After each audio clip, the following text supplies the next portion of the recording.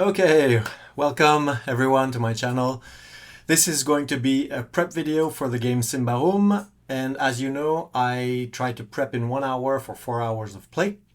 But tonight I'm going to take it easy because I have a lot of work. Life is what it is, and I want to take my time and to just do it whatever the time it takes. I'm still going to use a timer. We'll see what happens. And I will do it using Remarkable. So for those who might know the tablet, it's a little thing like this. It's an e-ink tablet, and I'm starting to use that for my session notes because it's easy to have before me when I run a game, and I can scribble on it and do whatever you do with paper. I prefer it because paper, I can't reorganize, I can't modify as easily. With this, I can keep my things a bit more tidy as the campaign gets longer and longer. So, please take a beer, take a coffee, take a tea, take whatever you're having. Let's settle back. I will be removing all the times when I'm just thinking as I prep. Of course, I will be cutting those out, but you will see the timer go down, and you can see how long it took me to prep this game. So first of all, cheers to girls and guys and all of you out there that play Symbaroum and other TTRPGs. Let's have a little drink. This is a really good, it's a super light session IPA. And it's like 2.5 degrees. That's what I like now. I always drink very light beer. I like to keep my wits about when I'm jamming or even prepping. And this really has excellent taste. Nothing to worry about that. Okay, so let's get into it right away. So this is my Remarkable. This is what I wrote, like the main things. So I did take a few minutes. Oh yeah, I need to start the timer, of course. Let's go do that. So where's the timer? There it is. Et voilà, c'est parti. Okay, so as I was saying, this here is the Remarkable. I can write on it, and I think, yeah, you could see it as I write, so that will be pretty handy. So I'll be working on the Remarkable as I prep. If we look, this is session 80 that I'm prepping, and before that I had prepped 79, and the way I had prepped it was like this. So I had my elements. I don't know why I put little squares. I could have put dots instead. So it's basically point form lists. So I had my opener scene, which was the cave of Mano, the information about the priest, the story of Queen Yasmial, then back to the boat, like what would happen while going back to the boat. We can see some tests that were made, some discrete tests and some accurate tests and some stuff like that on the side. Here I had some notes about what the competition is doing at the bottom here. And after that, I started, because they left during the last session, they left, and I had to sort of gather my wits. I asked for a 10-minute break, and these are the dates, actually, the dates of the action. I had to know who was where, who was where when, and then we played out. We skipped the mini game for the boat, and we did all the part at the village where they scouted out the village and they saw Marvelo and they saw Josefia Drezel. This I had prepped the archbridge for just an eventuality if they wanted to go straight from Yeferon back to Kavarsti.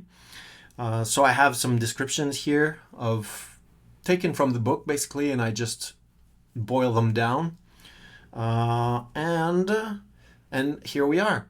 And before we jump into that, I'm just going to go check.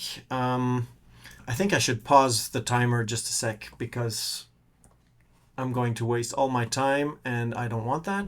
That's what I want to do. So I want to define my major session goals.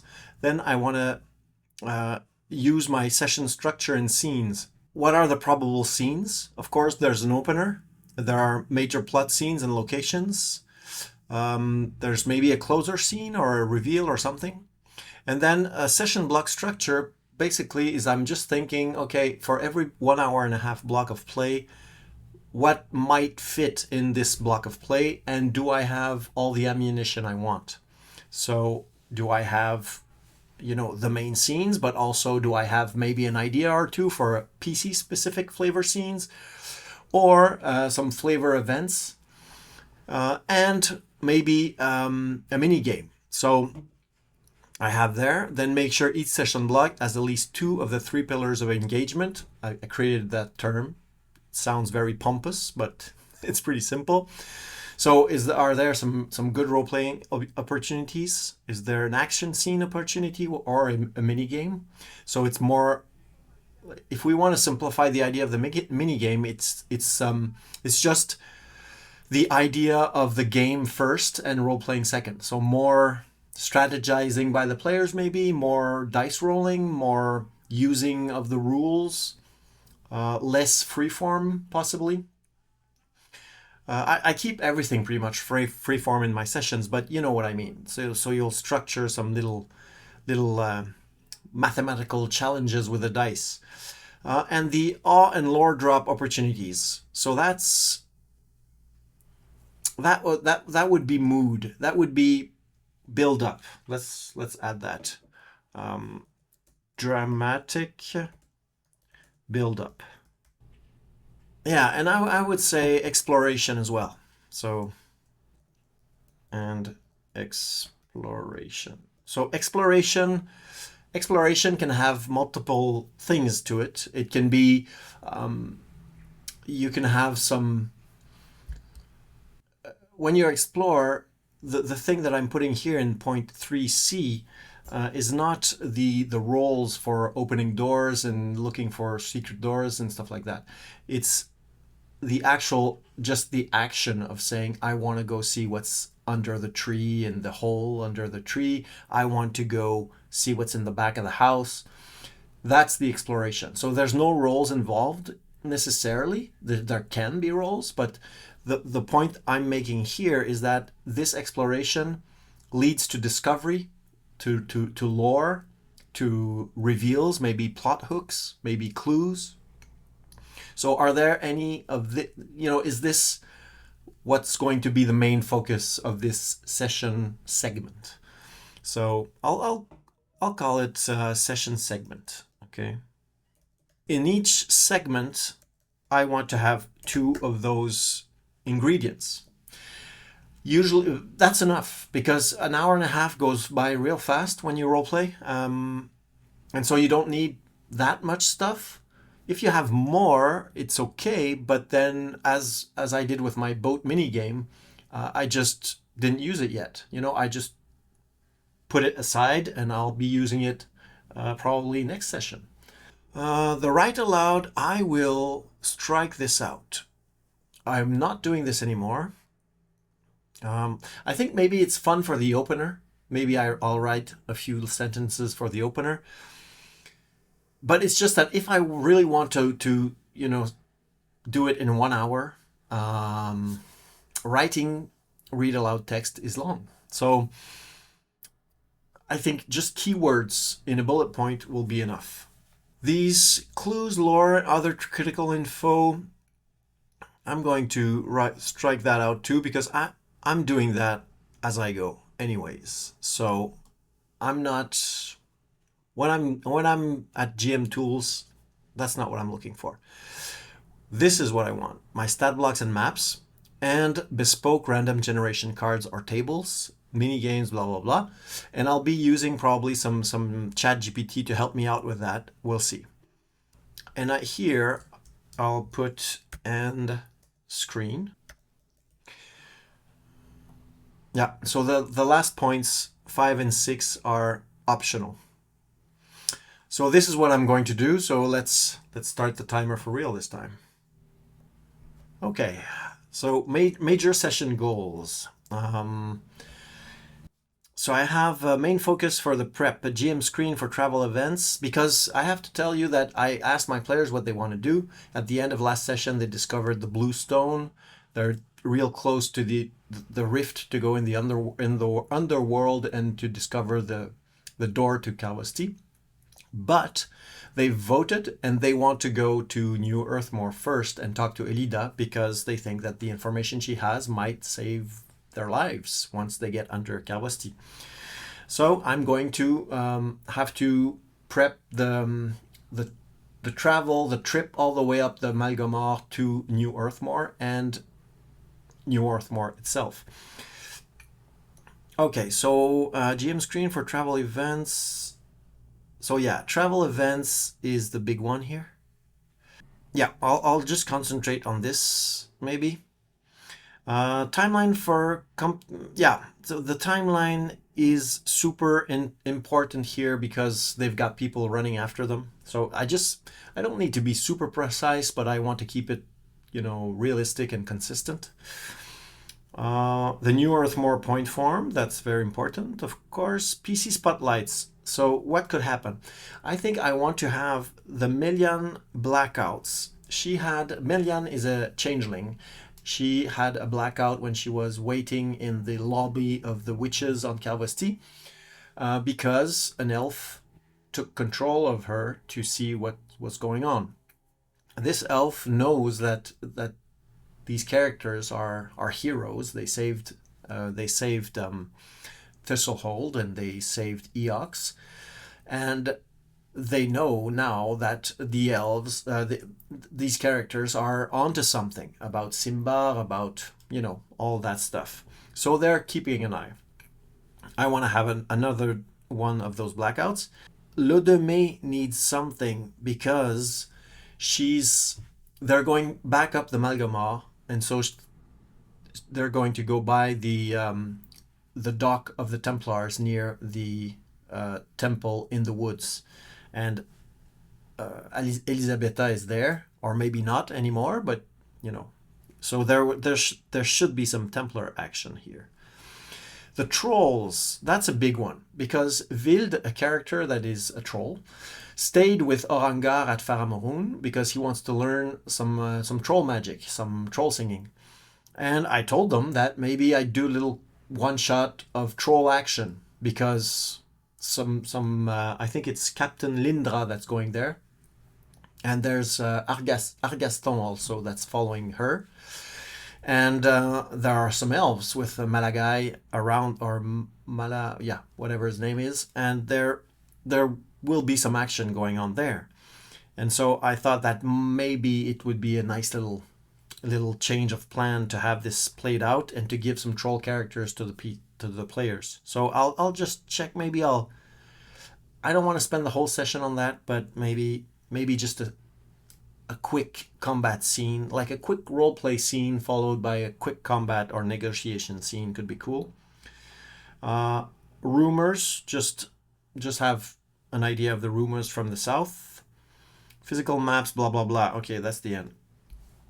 Then I did that when I was drinking a coffee this morning, and so I wrote Elisabetta Vera is back in Calvasti, and she sends Mekele brothers to New Earthmoor to learn what the Huldra is hiding. Marvelo and Yosefia team up because they meet in the Zareg village because they're trying to get the witch and she's not there anymore. And they leave some spies and sail to New Earthmoor. So they're following. So they're less than a day behind the PCs. Argaston Lindra headed for Faramorun, blah, blah, blah. Okay. And so I'm doing this roughly. Okay, so 247 to the Templar, and then 422. Wow, that's a lot. Okay, so I just checked the table for travel. So they say that a day's march would be 20 kilometers. A day's ride would be 40 kilometers. I would say, because I don't want this to be eternal, I would say that they will be doing on average, 40 kilometers seems like a lot. I think I'll go for 30 kilometers per day, which is already pretty fast, especially since they're going upstream. So yeah, I think upstream would be 20 upstream and 30 downstream. Okay, 247 kilometers divided by 20.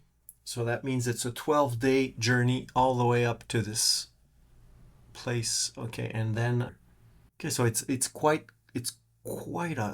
quite a long distance. Oh my god. Okay. Is there any way I can make this faster?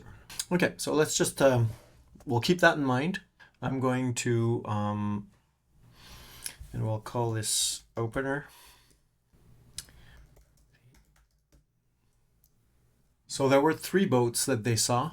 2 boats were already in the Zarek village, and Marvelo came afterwards with a bigger boat.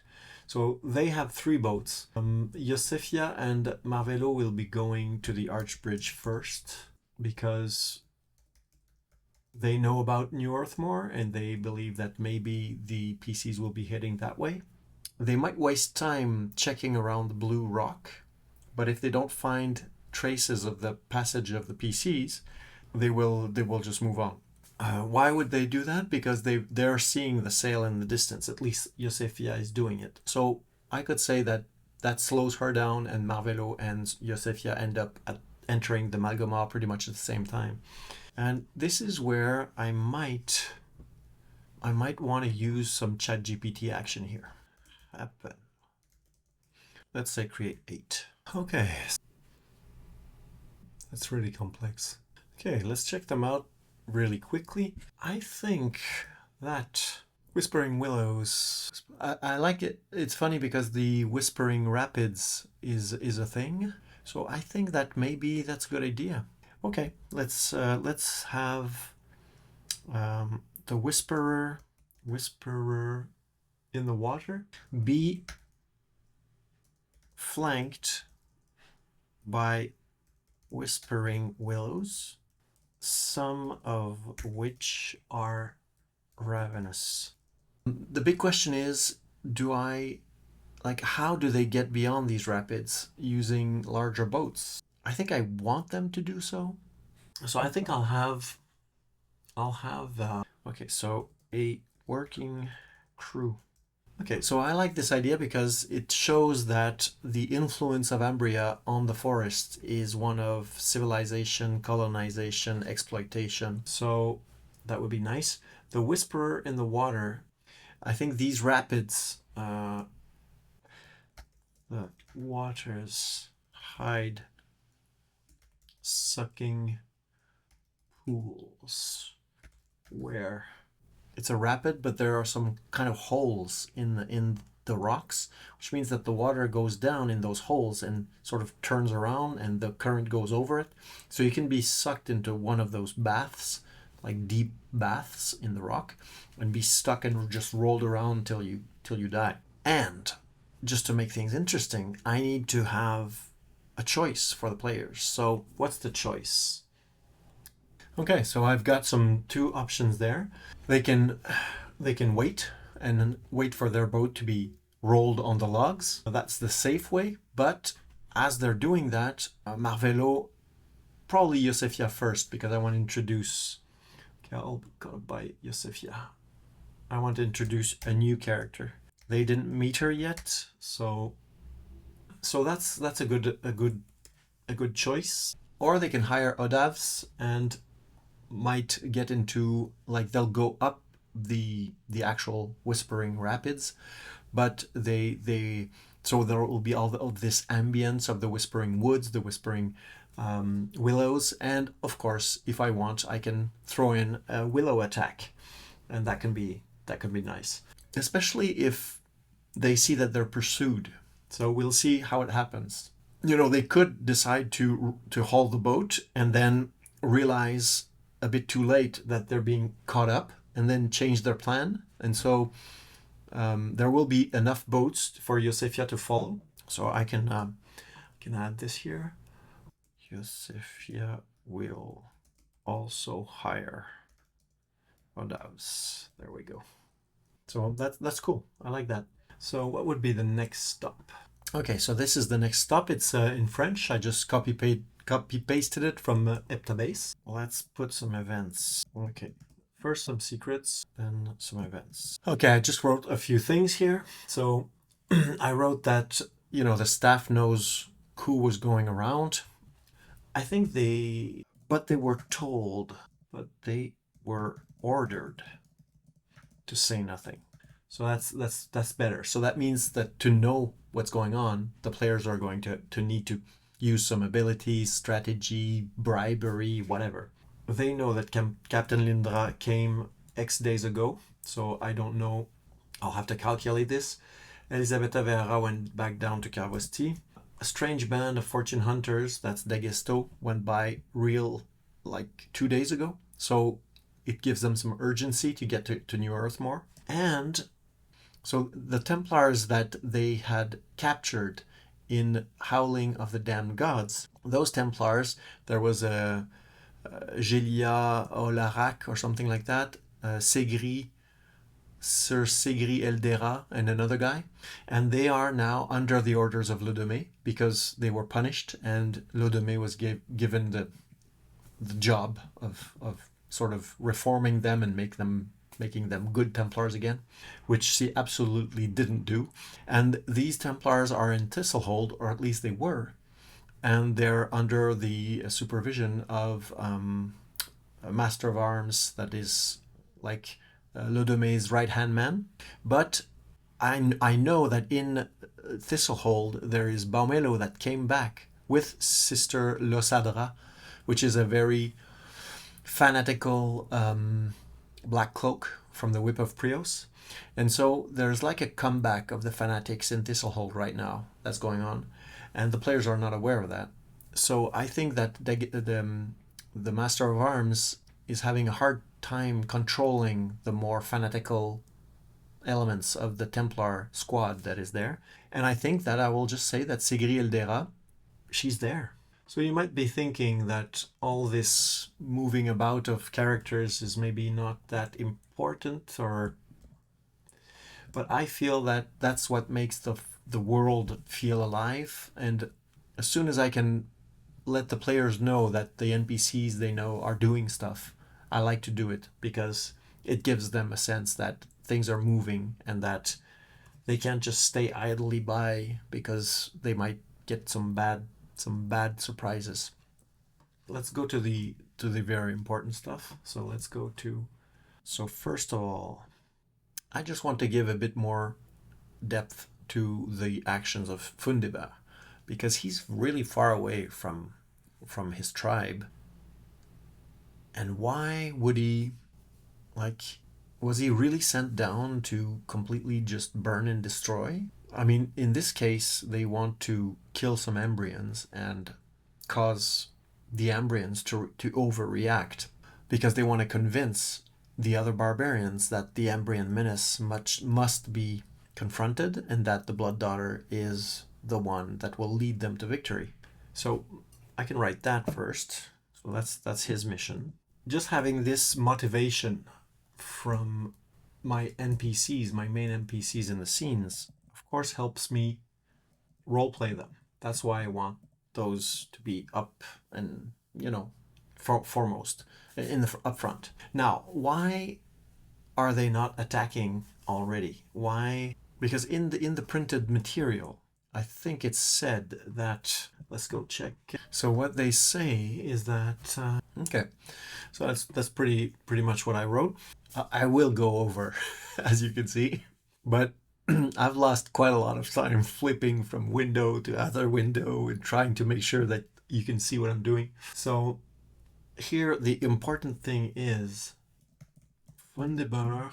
So the difference that I'm going to do is that when they arrive, they might see the sentries that are checking the village to make sure that the village can't restock or can't go get some help. In the forest, Fundibar is regrouping, and let's have him do some blood magic. Okay, regrouping and invoking blood. Don't know what that is yet. I think that can be nice. A bit of a Game of Thrones ripoff right now. I think that it would be very nice to have this scene where if the players try to scout the enemy camp, they can spy this ritual where a lot of blood will be spilt in the honor of the Blood Daughter, and where a big fire is built, and maybe they throw blood in the fire, or I don't know.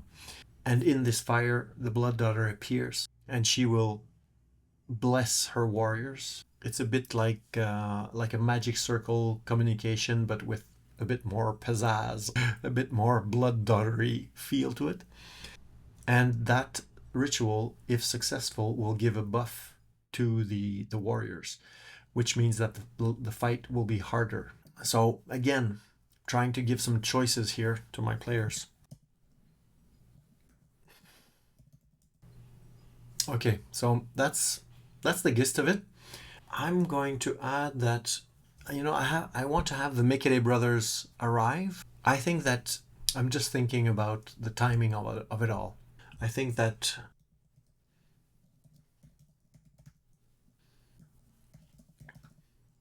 okay, I think I'm done. I think I took maybe 15 minutes, 20 minutes more. Here's the final recap for this prep. There's some holes. It's not complete. Far from it. I think to be really well prepped out, I'd need maybe another 45 minutes, which I will take. But I will, I believe, be able to run at least 2 sessions with this prep. So I'm doing 2 hours of prep, but I'm going to at least have 8 hours of play out of this. So first of all, the opener. So we start near the blue stone. I just wrote where is the rift, if ever they want to go check it out, but I don't think they will. This is the way I described it last session. And then the question of the sail to put some pressure on them. This is a race after all. And then we go up the Malgomor. So there will be a stop at the arch bridge. I don't know what if anything will happen there. I'll have to think about that. But the next big stop is the Whisperer Rapids, which I described earlier, with the quarry where they're digging a canal. There's the hauling logs to get the boats across. And there's the whole question of will they do that, get caught up by Iosifia, or will they go by hiring some Odavs? They could be attacked. There could be some action there. So this is pretty much the end of, I believe it will be the end of the first segment of the session. So I have in that segment, I can't call it a mini game when they fleeing the sail, but they will have a bit of action there when they see the sail on the horizon. What will they do? Will they hide? Will they try to create some kind of a diversion? Will they confront the boat? We'll see. Maybe I'll be able to use my mini game, my boat mini game there, as the Iosifia is in pursuit. And we'll have some light role play on the boat, light role play maybe in the arc bridge, and possibly some light role play when they get to the Whisperer Rapids. After that, so I think all in all, it's going to pretty much cover the first segment. Then started the second segment, if they're going up the Malgomor on their little skiffs with the Odavs, for example, they will cross Elisabeta's boat. That will be just a nice, let's say it's a kind of lore drop in exploration, but there's some danger too. They might want to hide, they might want to talk to her, so that's all up to them. Then they will get to the dock of the Templars. They will probably ask around, and they will get staff that is not cooperative, that is clearly hiding something. And suddenly the Mikere brothers with Sigri Eldera, I just added them in there. I think that's where they need to be. They went to Temple Wall, they gave the prophecy to their master, to Jacobo Veara, which sent that over to Jisebegai, because the schism hasn't happened yet. And Jisebegai started sort of is getting the idea that he must become the Lord of Ambria. But he reluctantly sent the prophecy down to Indaros. And so the Mikere brothers, once they've done that, they went back up through the forest on the main trail from Thistlehold all the way to the Archbridge, and then up to the dock of the Templars. And they convinced some of the Templars in Thistlehold to disobey Ludome and to come with them. And that's why I merged Sigri Eldera and the McKellar brothers in this this very, possibly very tense, maybe very extremely dangerous encounter here. If they're not stopped, they will be, the players will be stuck with these Templars with them, which is a good thing because they're going to go against Fundibur. But they could punch holes in all the other boats, and we'll see what happens. And depending on where Yosefia is behind them, they might also get all this mishmash of people together. In New Earthmoor, what I'm changing is Fundibur, as written in the book, wants to kill Ambrians, to make the barbarians and Ambrians declare war against each other, and to help the Blood Daughter take control of all the clans. But I added that he's regrouping and doing blood magic to communicate with his master, because Mother Elsena, which you know can throw rocks, she's the priestess of the Earth Mother, and she has some quite powerful powers. So she helped the village resist the first assault, and now Fundibur is going to use ruse and stealth by sending the Lindworm. So I will have the Lindworm there, I will have the troll that will be beefed up, and I will have the witches throwing all sorts of spore bombs and stuff.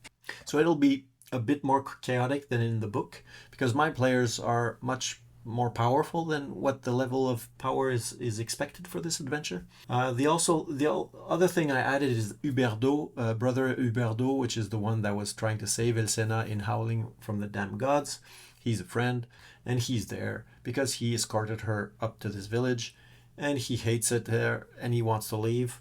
And I also wrote that the Liege Troll, because the troll is now a Liege Troll, or maybe a beefed up Rage Troll, I'll just call him a tamed troll, because he has been tamed by Enoai. And the Enoai, they are from the clan of Mirizin.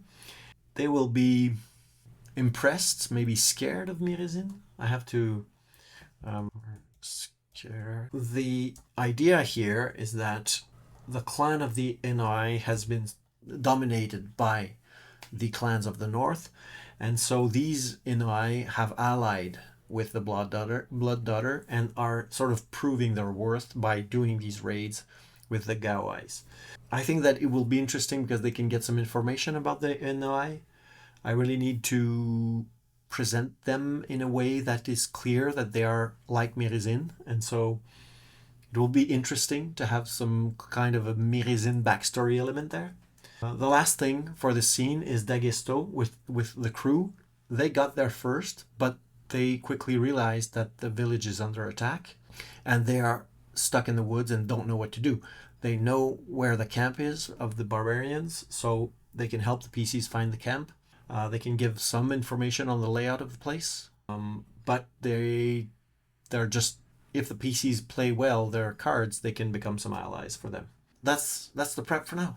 So this is what I've done in, let's say, an hour and 20 minutes. It's enough. I could definitely just run the session with this, and I wouldn't feel bad about it. I have some lists that I use. I can show you here. I have some printed out lists that I use of names for stock characters. So I will just beef them, just, maybe take out some names and put some new ones in.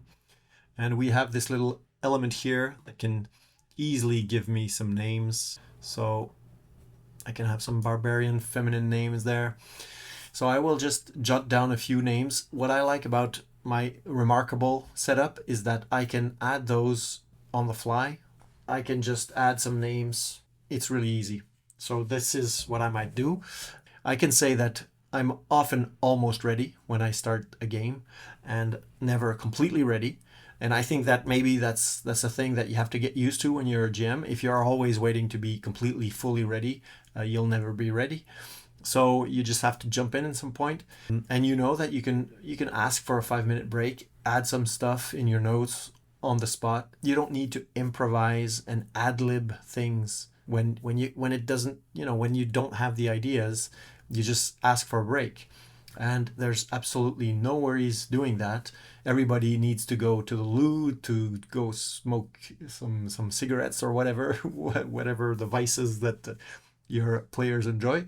And yeah, and I think that's about it. I mean, the events on the Malgomor, I'm not sure I'm going to add that many, because the session is already action-packed as it is. So I think I'll stick to that, because I don't want to, again, slow down the progress of this story. So just before I end this stream, I just want to say that I was trying this formula here of the stream to see if I could do it pretty quickly, and actually it's pretty complicated dealing with all these things. I think that, as I said in previous streams, this time I'll do it for real, because I'm not saving time by filming while I'm doing my prep. So I'll do the prep first, and then I'll just do a little quick recap. It will be much less editing, and I might stop altogether to do these prep videos after some point, because it becomes really redundant. But I will keep doing some short videos on different little topics about either Symbaroum or other games I want to play. And of course, as always, if you want to support the channel, you can head on to DriveThruRPG and check out Playing with Goblins, nice little adventure that I've made. And I've just adapted it to the D&D rule set because it's a lot of work writing an adventure, and I want to see if some D&D players would be interested in buying it, and to make my time a bit more worthwhile. So if you're curious to see that, it's actually not out yet. I'm still looking for some proofreaders or some even playtesters. So if ever you have a D&D group, I did not use the Ruins of Symbaroum rule set.